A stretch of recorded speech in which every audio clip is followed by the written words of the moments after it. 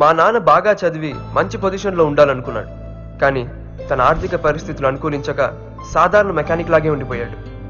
నేను తనలా కాకూడదని ఎంతో కష్టపడి నన్ను చదివిస్తున్నాడు. ఆయన కలల్ని నెరవేర్చడానికి అబ్దుల్ కలాం ఇన్స్పిరేషన్గా తీసుకొని ఈ కాలేజీలో చేరాను. 10th 96%, inter 95%, EAMCET state 9th rank. Excellent. చదివింది గవర్నమెంట్ స్కూల్ కాలేజ్ అయినా ఇంత మెరిట్ సంపాదించడం రియలీ గ్రేట్. మీలాంటి బ్రిలియంట్ స్టూడెంట్ మా కాలేజీలో చేరడం మాకు చాలా గర్వంగా ఉంది Narayana. And one more thing, every year నేను స్టూడెంట్ ని స్పాన్సర్ చేస్తున్నాను. ఈ ఇయర్ స్పాన్సరింగ్ నీకే. Thank you very much sir.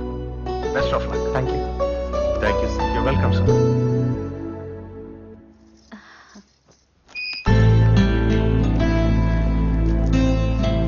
ఏంటండి ఎన్ని బట్టలు తీసుకొచ్చారు? చూడమ్మా, వద్దు వద్దను వినకుండా కొనేశారు నాన్న. ఇప్పుడు ఇన్ని డబ్బులు పెట్టి కొండ అవసరమా చెప్పండి? కాలేజీకి వెళ్ళేవాడికి ఇది కూడా చెబితే ఎట్లా?